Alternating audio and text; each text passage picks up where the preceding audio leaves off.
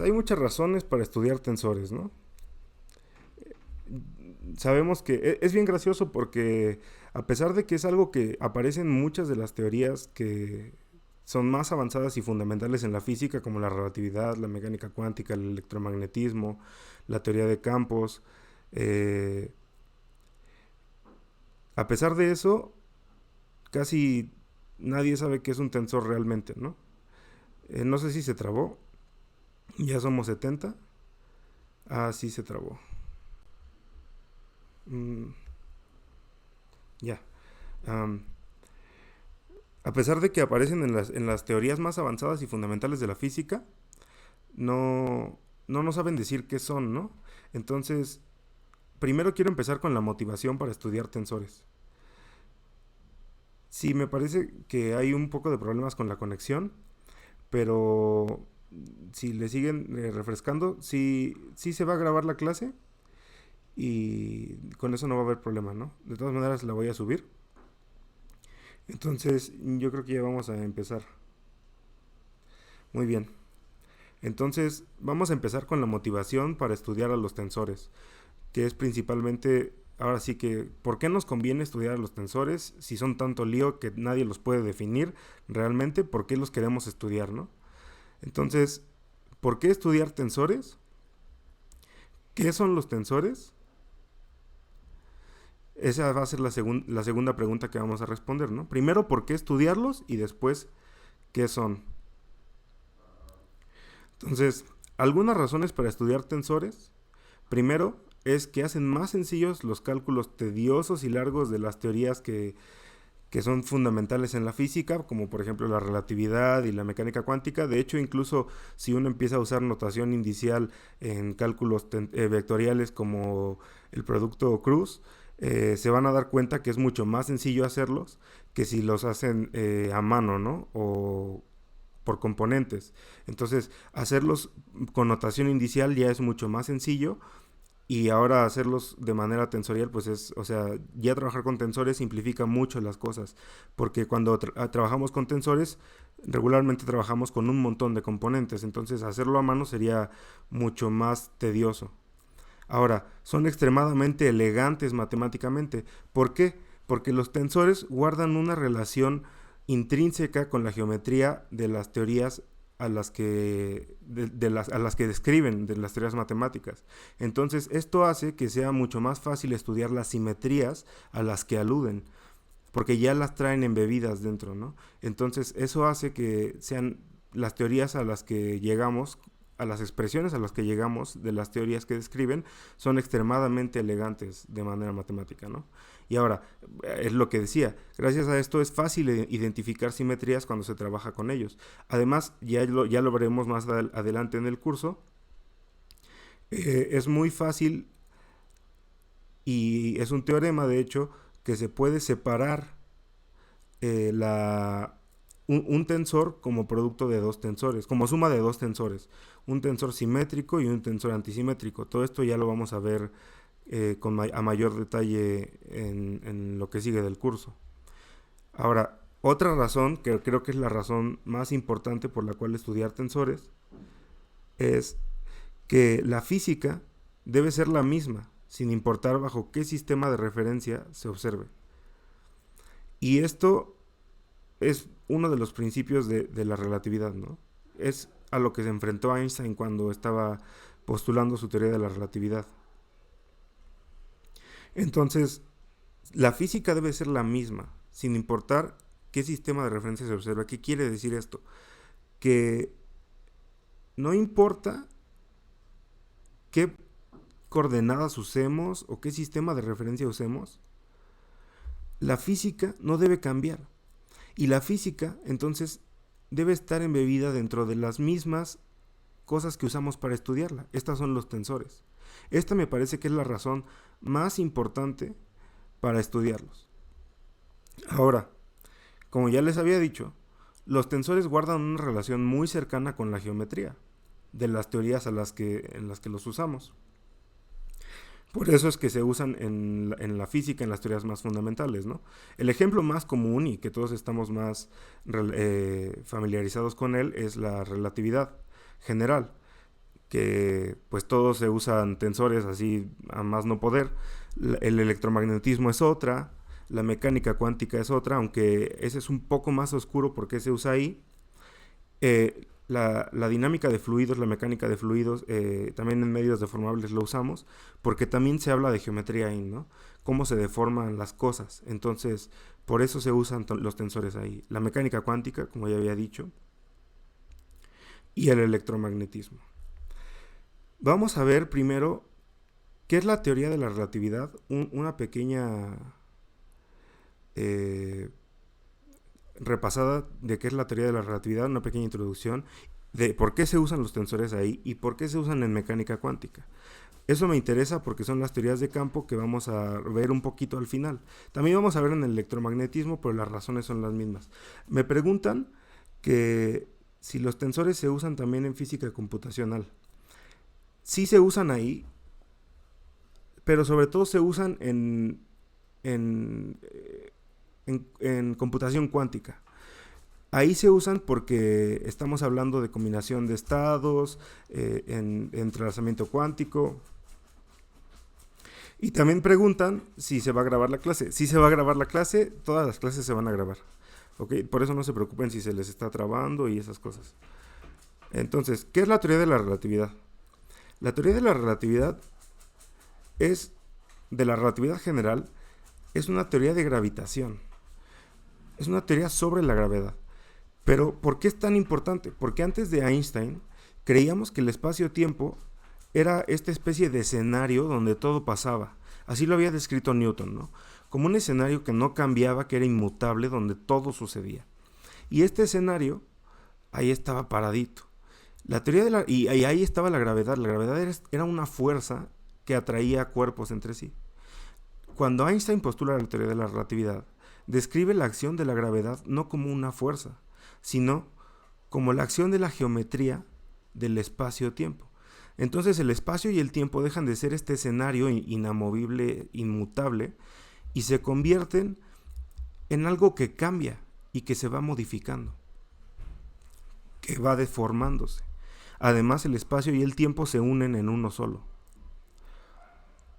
Pero, ¿qué es esto de que la gravedad es la acción de la geometría en el espacio-tiempo? Para empezar, ¿qué es el espacio-tiempo? Siempre lo vemos en ilustraciones como una sábana, ¿no? Pero en realidad es una especie de gelatina que permea todo el universo. Gelatina, estoy diciéndolo de una manera metafórica.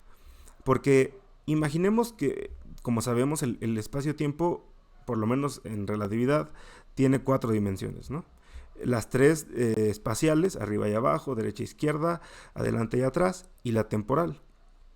Entonces, esta gelatina está permeando las 3 espaciales y la temporal. Está rodeando a todo.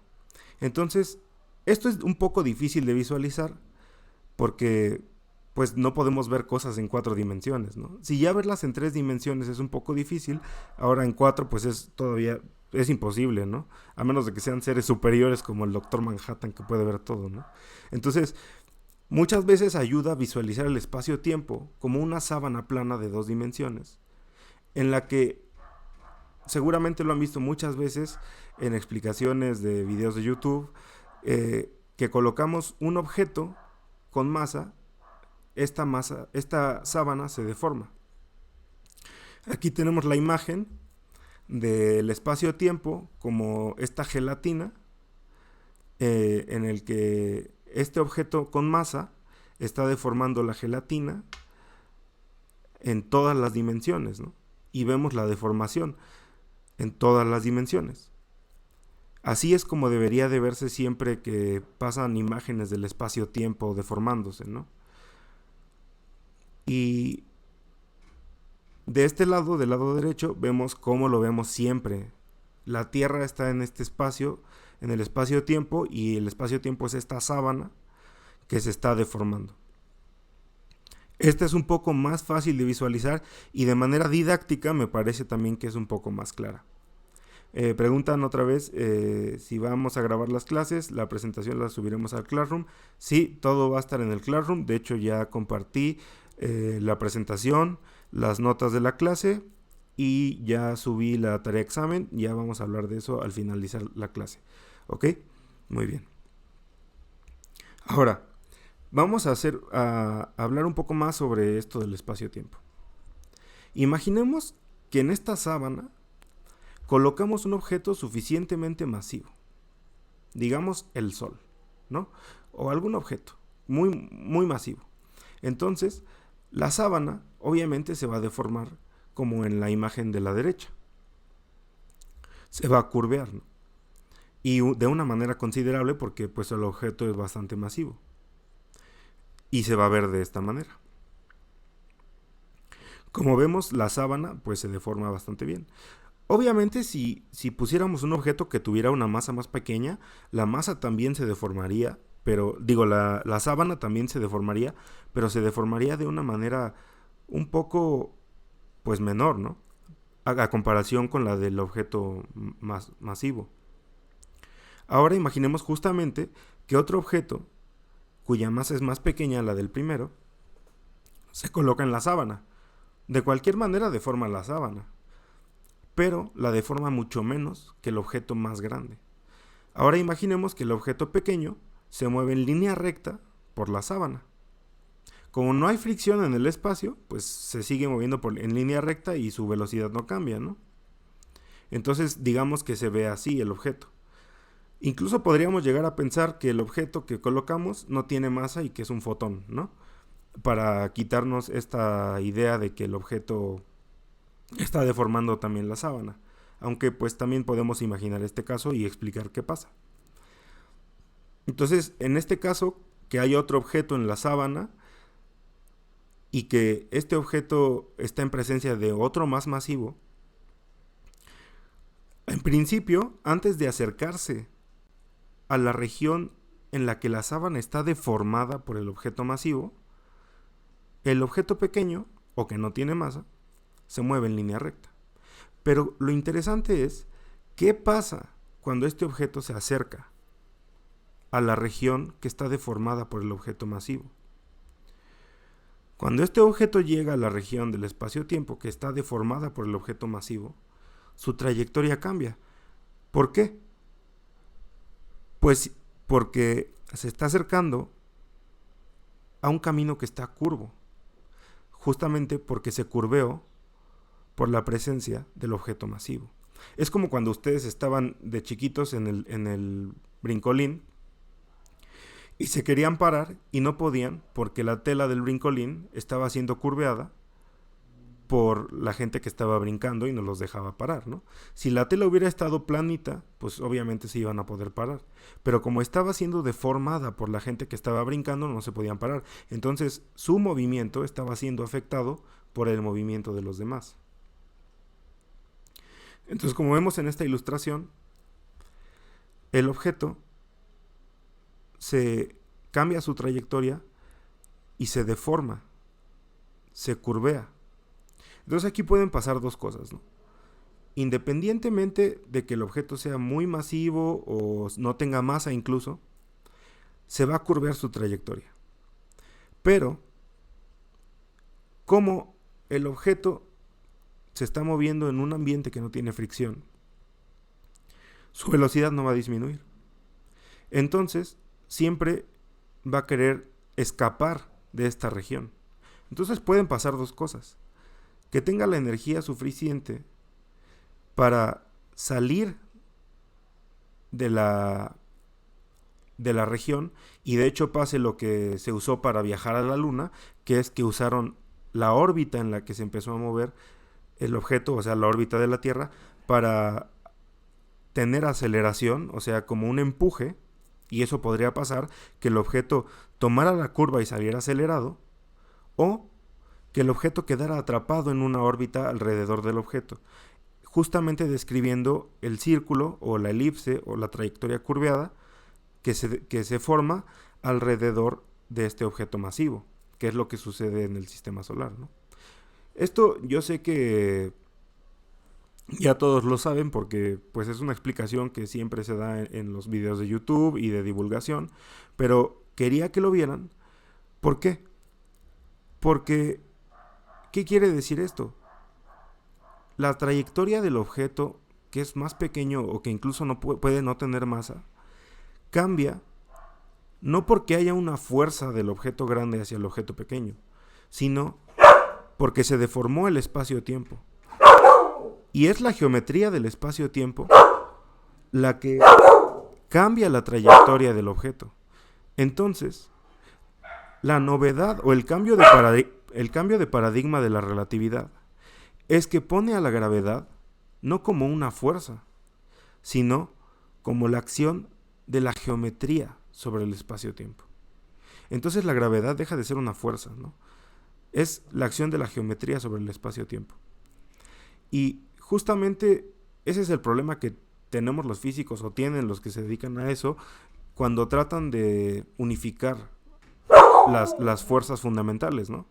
Que la gravedad, en realidad, descrita como la describe la teoría de la relatividad, no es una fuerza, sino es más bien la acción de la geometría en el espacio-tiempo. Entonces, ¿cómo unificas con las demás fuerzas algo que técnicamente no es una fuerza? Disculpen, es que mi perrita está ladrando, pero es que quiere dar su opinión.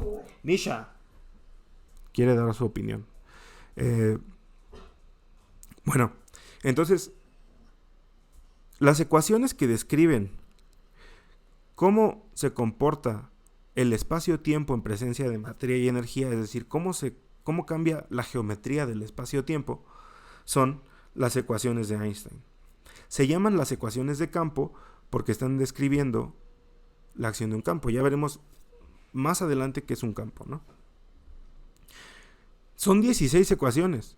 Ustedes a lo mejor las han visto antes y ya llevaron relatividad, o las han visto en algún otro lado. De hecho, yo las tengo tatuadas porque me encantan. Pero son 16 ecuaciones y ustedes me van a decir, no es cierto, es solo una ecuación. No, son 16, pero están escritas de forma tensorial. Y describen cómo se deforma la geometría del espacio-tiempo debido a la materia y la energía que están presentes en ella.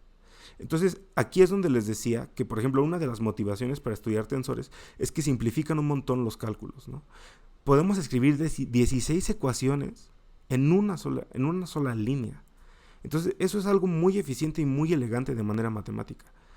Estas son las ecuaciones de Einstein. Como podemos ver, es una sola línea y está bien bonita, ¿no? No sé cómo ustedes lo vean, pero para mí son una de las ecuaciones más bonitas que puede haber, porque tiene cantidades fundamentales, ¿no? Tiene a pi, tiene a la velocidad de la luz, tiene dos números pares, que para mí, bueno, el 2 y el 8, ¿no? Que para mí los números pares son más bonitos que los impares, eso ya es cuestión de cada quien. Y tiene dos tensores fundamentales, que es el tensor de Ricci, que es el RAB. RAB es el tensor de Ricci, pero es un tensor importante porque es la contracción, llamémoslo el hermano pequeño, del tensor de curvatura, que es el tensor de Riemann. El tensor de Riemann tiene más componentes. Entonces el tensor de Ricci es el tensor chiquito, la versión chiquita del tensor de curvatura. Pero básicamente este tensor es un tensor muy importante para la descripción de la geometría de un espacio. El tensor GAB es el tensor métrico. Ese tensor es el tensor más importante en la geometría diferencial y en la geometría en general de un espacio. Ese tensor, aunque ustedes no lo crean, ya están familiarizados con él. Después tiene al tensor TAB. El tensor TAB es el tensor de energía-momento. Ya veremos ahorita qué significa cada uno de los tensores. Y tiene una letra griega, que es la lambda mayúscula, que es la que está junto al tensor GAB en el último término del lado izquierdo. Ese término, Einstein lo describió como el peor error de su vida. Pero hasta cuando se equivocaba, estaba en lo correcto. ¿Por qué? Ahorita les voy a platicar por qué. Pero, como yo les decía, la R solita también es importante, se llama el escalar de curvatura. Entonces, son cantidades fundamentales para describir la geometría del espacio-tiempo o de cualquier espacio. Y todas, en realidad, forman 16 ecuaciones, pero están escritas en una sola línea. Entonces, fíjense, además de que está describiendo algo que es fundamental y terriblemente importante, lo está haciendo de una manera muy elegante. Entonces, esa es la fuerza de los tensores, ¿no?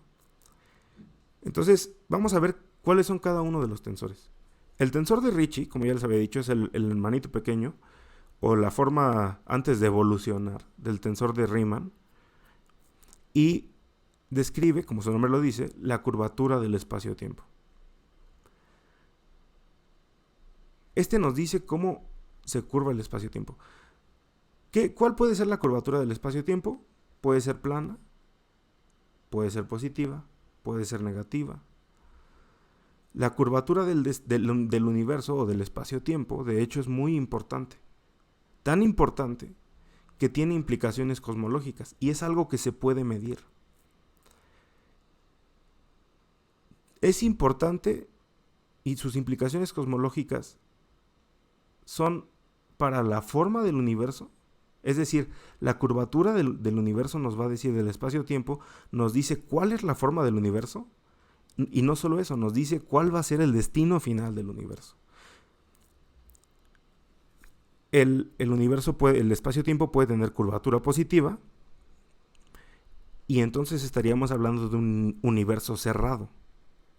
Si el universo tuviera curvatura positiva, es decir, fuera un universo cerrado, el universo se estaría contrayendo, o llegaría a un punto en el que el universo empezaría a contraerse. Esto es lo que se llama Big Crunch. Muchas veces esto era lo que se pensaba antes, ¿no?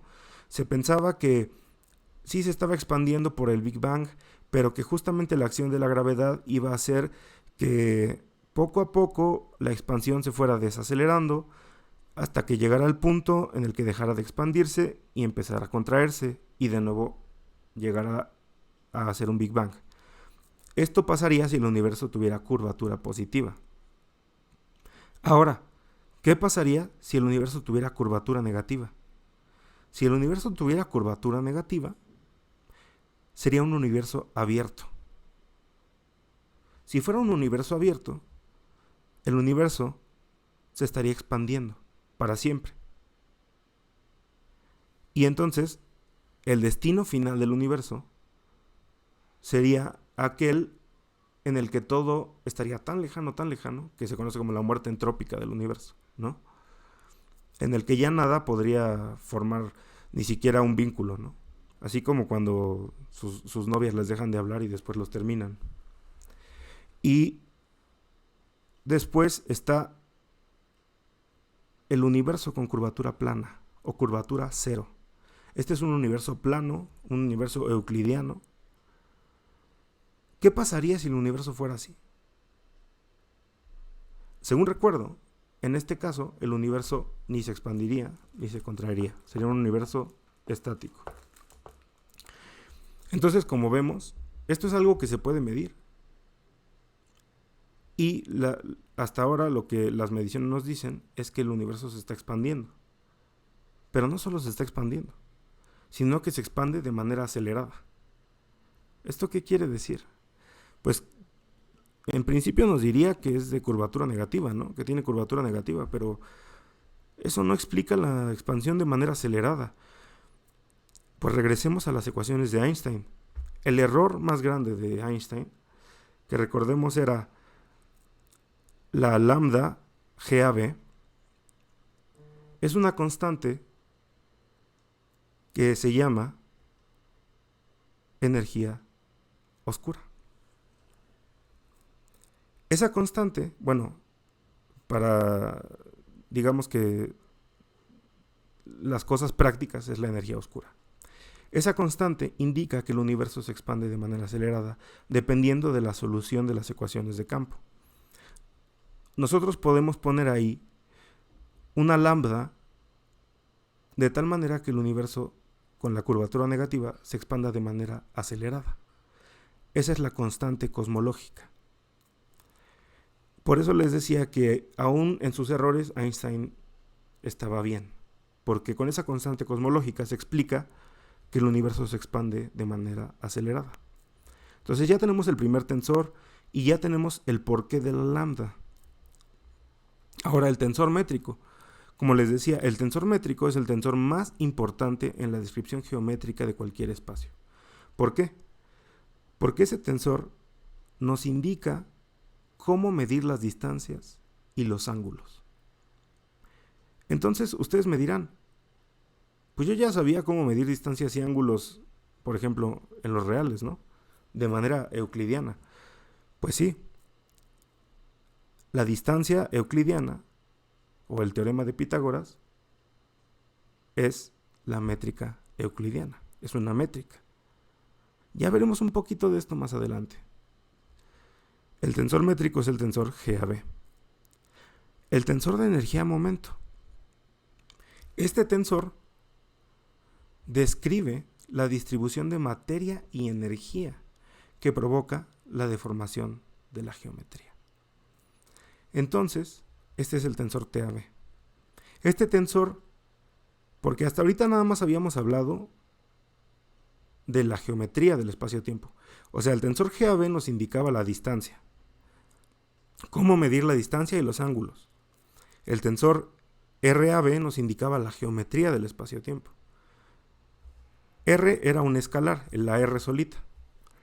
Y la lambda era una constante que nos indicaba que el universo se expande de manera acelerada, según nuestro modelo. La TAB, ¿qué era entonces? O sea, no habíamos hablado en ningún momento ni de materia ni de energía, puras cosas sobre la geometría. El lado izquierdo de la ecuación, de las ecuaciones de Einstein, describe cómo se deforma la geometría. Solamente. Solo describe la geometría, nada más. El lado derecho de las ecuaciones de Einstein describe por qué se deforma la geometría. Por eso tenemos la constante de gravitación, la velocidad de la luz y la distribución de materia y energía, es decir, el tensor de energía-momento. Entonces, de un lado tenemos la geometría del espacio-tiempo, del lado izquierdo, y del otro lado, del lado derecho, tenemos por qué se deforma la geometría del espacio-tiempo, es decir, la materia y la energía. O sea, de un lado tenemos las consecuencias y del otro tenemos las causas. Entonces, si se fijan, es una ecuación bastante poderosa. Bueno, son ecuaciones bastante poderosas, ¿no? Ahora, ya hablamos entonces de la relatividad y de por qué escribirla con tensores es algo, pues, muy elegante, que lo sintetiza muy bien y que además, pues, se ve bonito, ¿no? O sea, yo no sé ustedes cómo lo vean, pero para mí se ve muy bonito, tan bonito que, como les decía, me las tatué, ¿no? Ahora, ¿por qué ahora en mecánica cuántica, por ejemplo?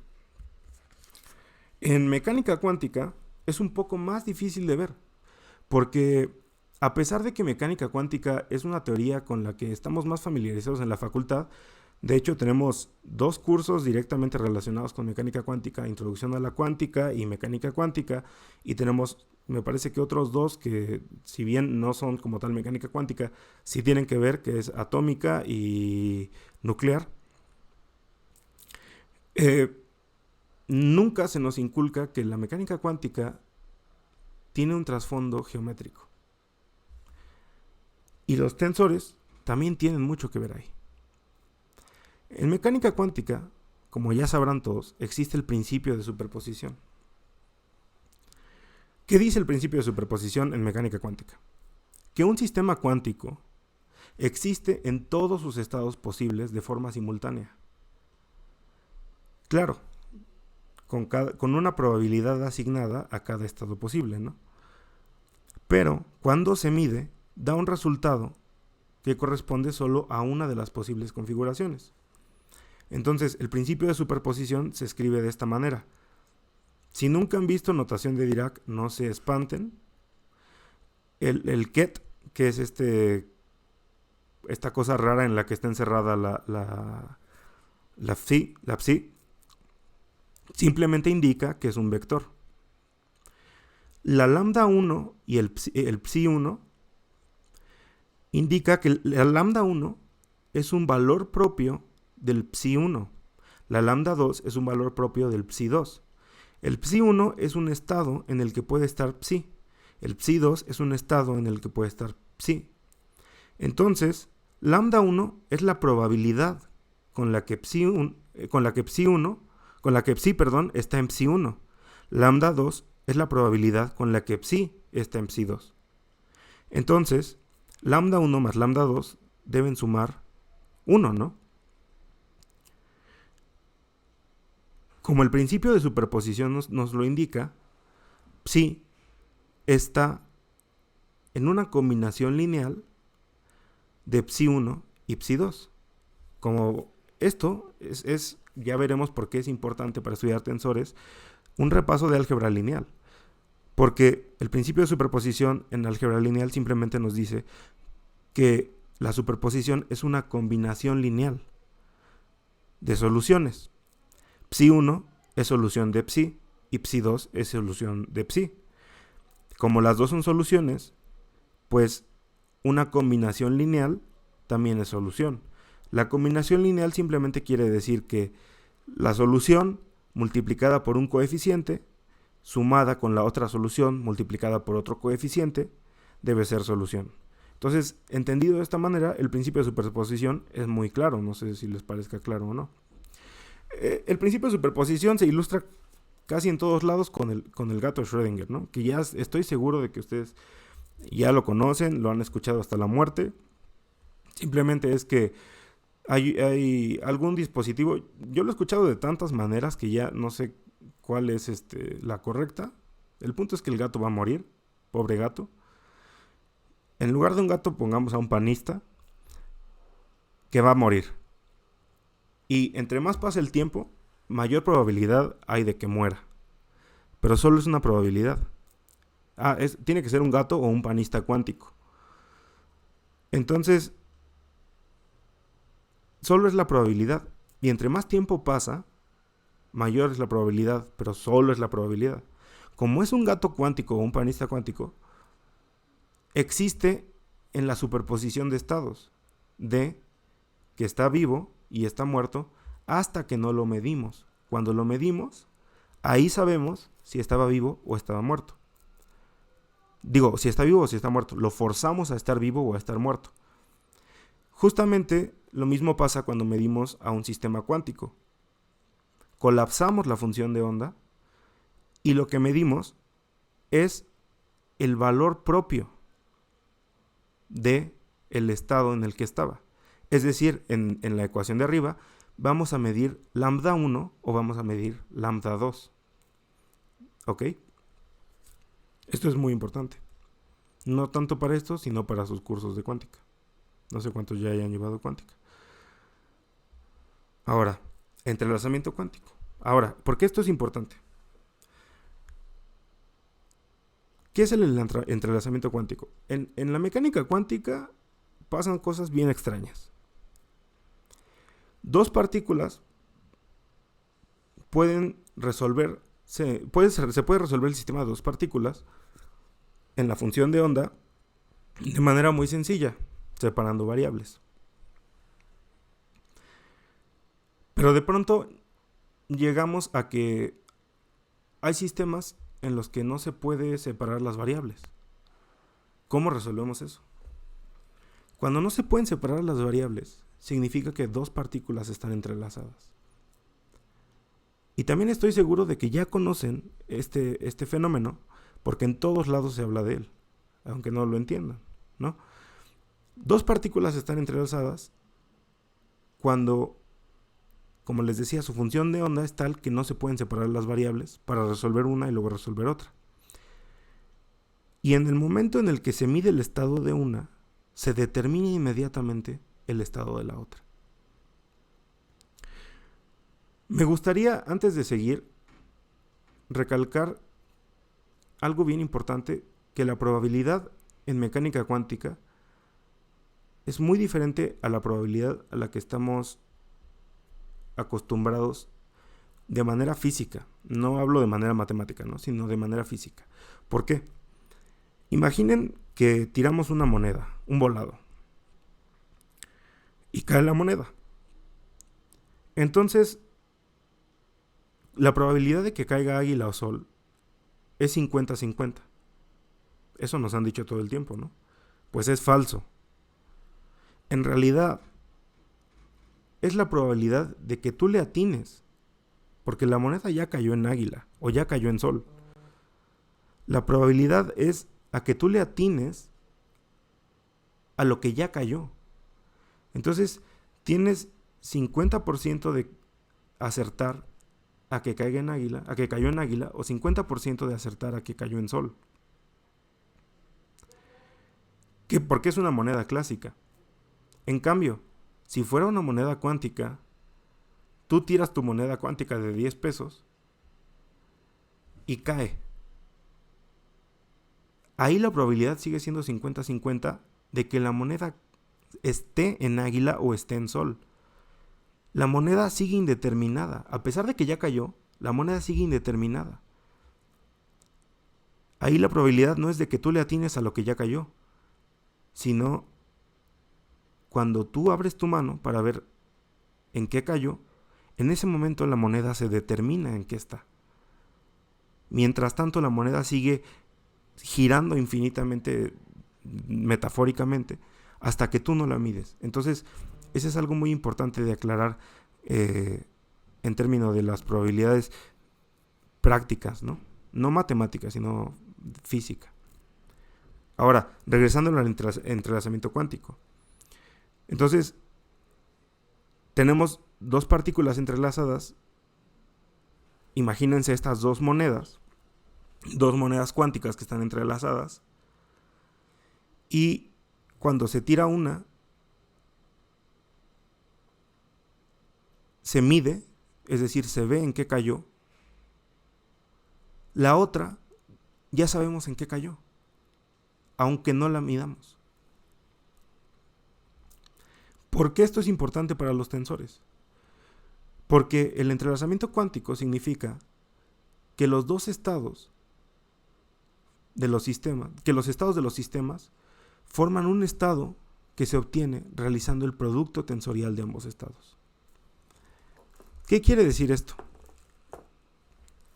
Como ya habíamos visto, el estado de una partícula, de un sistema cuántico, es la combinación lineal de sus posibles soluciones, ¿no? El estado del otro sistema es una combinación lineal de sus posibles soluciones. Cuando las partículas están entrelazadas, su solución es el producto tensorial de ambos estados. Ya veremos más adelante qué es el producto tensorial. Pero el producto tensorial, a grandes rasgos, es un producto entre dos o más, pueden ser más, espacios geométricos, con el que se obtiene un nuevo espacio que es más complejo. Por eso no se pueden separar las variables, porque viven en un nuevo espacio. Bueno, ahora sí, esta fue la motivación para estudiar tensores. ¿Qué son los tensores? Regularmente definir un tensor no es algo muy sencillo, ¿no? O al menos eso parece. ¿Por qué? Porque siempre que uno pregunta qué es un tensor, nos salen con una jalada, o no nos saben decir, o cosas por el estilo. Entonces, hay tres definiciones muy comunes que nos dan. La primera es que son arreglos multidimensionales de números, o sea, como matrices grandotas de muchas dimensiones. La segunda es que son generalizaciones de vectores y matrices. Y la tercera es que son funciones multilineales de un espacio vectorial a un campo escalar. Yo no sé, pero cuando me dijeron estas tres definiciones, las dos primeras no me dejaron satisfecho, porque yo decía, ¿cómo van a ser matrices de muchas dimensiones? O sea, ¿eso en qué me ayuda? O sea, ¿cómo me hace entender mejor a los tensores? Cuando me decían que eran generalización de los vectores y matrices, pues decía, pero pues ¿eso qué? O sea, no me deja satisfecho. Y después, cuando me decía, son funciones multilineales de un espacio vectorial a un campo escalar, no entendía nada. Y eso que llevé las dos lineales, ¿no? Entonces, con esto espero que quede un poco claro. Si definimos a los tensores como arreglos multidimensionales, tomemos la primera definición de números, acuérdense que un tensor de orden 0 es un escalar y un tensor de orden 1 es un vector. Entonces, vamos a poner, las matrices también son tensores de orden 2. Entonces vamos a escribir a los escalares como esta pequeña matriz de 1 por 1, a los vectores como este pequeño arreglo, y a las matrices como que el vector es una matriz de 1 por 2, ¿no? Y la matriz es una matriz de 2 dimensiones. A eso me refiero con 1 por 1. O sea, el escalar en realidad no tiene dimensiones, ¿no? El vector tiene una dimensión y la matriz tiene 2 dimensiones. Si siguiéramos, por ejemplo, un tensor de orden 3 tendría 3 dimensiones. O sea, sería una matriz que además tiene volumen, ¿no? Entonces, pues esta definición de tensor pues es un poco rara, ¿no? ¿Cuál es el problema con esta definición? Que sí, podemos expresar a los tensores como un arreglo multidimensional de números, pero esto no es el tensor en sí. Estos son sus componentes del tensor. El tensor no solo es el conjunto de números, sino que tiene un significado geométrico, como vimos en las explicaciones anteriores, que no está reflejado en ese conjunto de números. Pensemos en los vectores. Los vectores pueden ser expresados en términos de sus componentes, como los tensores, como un conjunto de números. ¿Qué son sus componentes? Los componentes de un tensor son un conjunto de números que dependen de qué base escojamos del espacio vectorial en el que están, ¿no? Sin embargo, el vector como tal no es ese conjunto de números. El vector tiene propiedades invariantes, como la dirección y la magnitud. El tensor también tiene propiedades invariantes. Por eso lo escogimos, ¿no? Para estudiar las teorías especiales, las teorías fundamentales de la física, porque es invariante. Entonces, pues esta definición no nos deja igual porque las componentes no son invariantes. Ahora, sabemos que los vectores se pueden transformar bajo cambios de coordenadas. Si tenemos dos sistemas coordenados, es decir, dos bases distintas para el mismo espacio vectorial, sabemos que podemos expresar los componentes del vector de dos maneras diferentes. Esto ya lo veremos mucho más a detalle en el repaso de álgebra lineal. Podemos cambiar de una base a otra si tenemos dos bases distintas o tres bases distintas para el mismo espacio vectorial. ¿Qué quiere decir cambiar de base? Que tenemos una regla para expresar al mismo vector en cualquiera de las bases. Esto es, traducir las componentes del vector de una base a la otra. Un ejemplo muy rápido. Tengamos al vector A en R2. En las componentes cartesianas o canónicas, el vector A se escribe como AX o AY. En las componentes, digamos, polares, se escribe como AR o Aθ. Esas son sus componentes. Sabemos que R es la distancia euclidiana, o la norma, que es x cuadrada más y cuadrada. El vector unitario de R es coseno de θ, seno de θ, y el vector unitario de θ es menos seno de θ, coseno de θ. Con esto podemos sacar la regla para traducir de una base a la otra. Es decir, las componentes AR a θ son igual a coseno de θ, seno de θ, que es la componente x y la componente y del vector unitario R, menos seno de θ, coseno de θ, que son las componentes x y y de el vector unitario θ. Todo esto multiplicado por ax a y, que es lo que queremos encontrar. Entonces, esta es la regla para traducir, digamos, de coordenadas cartesianas a coordenadas polares, ¿no? Este es un ejemplo muy rápido. Ya lo veremos mucho más a detalle cuando hagamos el repaso de álgebra lineal. Solo para que vean que las componentes no son invariantes. Y lo que queremos es una definición en la que los tensores sí sean invariantes. Como los vectores son tensores de orden 1, pues esta definición no nos sirve. Ahora,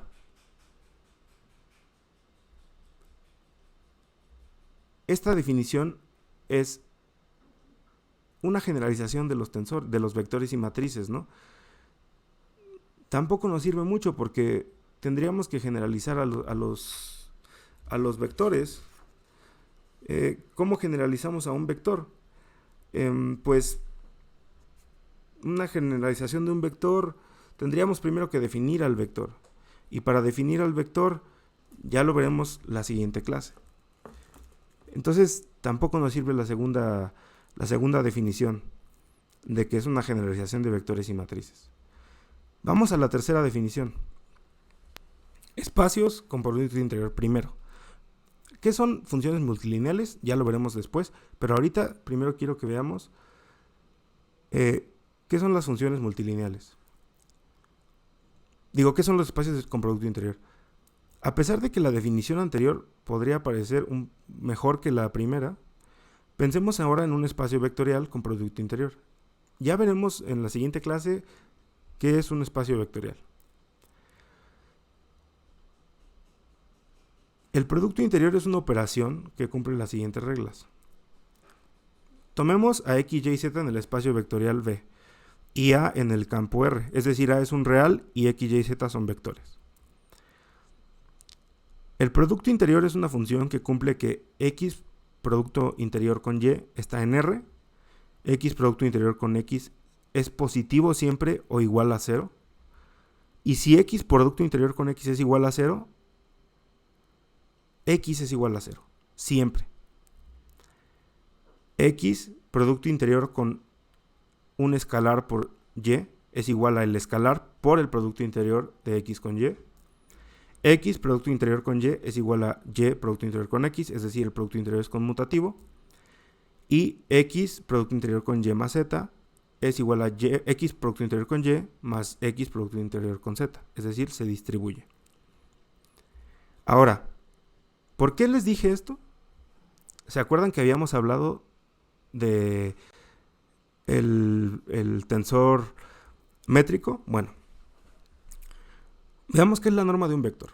La norma de un vector en un espacio con producto interior está definida como la raíz del producto interior de ese vector consigo mismo. Y el ángulo entre dos vectores está definido como θ igual al producto interior de esos dos vectores entre el producto de sus normas. Como los estoy diciendo, esto solo es un repaso. En realidad esto no importa tanto, ¿no? Solo es para aclarar conceptos. Ya lo que sigue lo veremos mucho más a detalle. Esto lo volveremos a ver con más detalle. Yo les voy a decir que aquí ya hay un tensor. ¿Cuál es el tensor? ¿Los vectores son el tensor? No. Los tensores como funciones multilineales. Claramente, x y y son vectores porque pertenecen a un espacio vectorial. Así los definimos, ¿no? Pero aquí también hay un tensor. Habíamos hablado del tensor métrico. El tensor métrico dijimos que es el tensor más importante de la geometría diferencial y de la geometría en general, y nos permite medir distancias y ángulos. El producto interior mismo, o sea, la operación entre esos dos tensores, es el tensor. O sea, la distancia euclidiana es, por ejemplo, un tensor métrico. Y el producto interior, o sea, la distancia, es una función bilineal. ¿Qué quiere decir que es una función bilineal? O sea, que es una función lineal en dos entradas. Nada más. Multilineal es lo mismo, que es lineal en muchas entradas. Como les dije, ya lo veremos bien en el repaso de álgebra lineal. Entonces, un vector como función lineal se puede, porque habíamos dicho que los tensores de orden 1 son vectores y las matrices de orden 2 son tensores, ¿no? Los tensores de orden 2 son vectores. Matrices. Un vector se puede ver como una combinación lineal en función de la base que queramos o que nos convenga del espacio vectorial al que pertenece el vector. Entonces, si un vector lo podemos ver como una función lineal de la base, como una combinación lineal de la base, pues entonces también el vector es un tensor, porque el tensor es una función lineal. La matriz también es una función lineal, ¿no? Porque, si se acuerdan, las matrices son transformaciones lineales. Las transformaciones lineales las podemos expresar como matrices. Como les digo, esto ya lo veremos mucho más a detalle en el repaso de álgebra lineal. Pero entonces los vectores y las matrices también funcionan, y también los escalares, si los vemos como funciones constantes, también funcionan en esta definición de que los tensores son generalización de vectores y matrices. En realidad, los tensores son funciones multilineales. Entonces, la definición de un tensor propiamente dicha es un mapeo o función, porque mapeo es la palabra elegante para función. Es una función multilineal, o sea que es lineal en muchas entradas, de un espacio vectorial. ¿Por qué? Porque la función, como es de muchas entradas, su argumento es un vector. O algo que vive en un espacio vectorial. Por ejemplo, un espacio vectorial puede ser las matrices. Otro espacio vectorial pueden ser los polinomios. Otro espacio vectorial pueden ser los vectores como tal, ¿no? Entonces, los vectores me refiero a los vectores que conocemos como eneadas o éntuplas. Ya los veremos más adelante, que son los vectores que conocemos como siempre. Entonces, una función multilineal es una función que tiene como argumento a algo que viva en un espacio vectorial y que te da como resultado un elemento de un campo escalar, es decir, un escalar. Entonces, un tensor es una función que se come a un vector y te da un escalar. Espero que haya quedado un poco más claro lo que es un tensor. Si no, de todas maneras, mañana contestaré dudas en las ayudantías. La presentación va a quedar grabada. Para finalizar, hay otras definiciones de tensores que resultan más técnicas, que involucran vectores y covectores y esas cosas, que involucran la regla de transformación de un tensor y quizás son más precisas, pero nos tomará un poco más de tiempo poder comprenderlas. Y con eso termina la clase de hoy. Espero que les haya gustado. Es para aclarar un poco qué es un tensor. Esta clase es una introducción, pero esta simplemente, de hecho es la clase 0, no cuenta como tal. Es para darles una idea de lo que es un tensor. La clase 1 es el viernes, es el primer tema de álgebra lineal. Vamos a ver lo que son espacios vectoriales y subespacios vectoriales. Entonces sería todo por hoy. Cualquier cosa, ya saben que estamos para ustedes.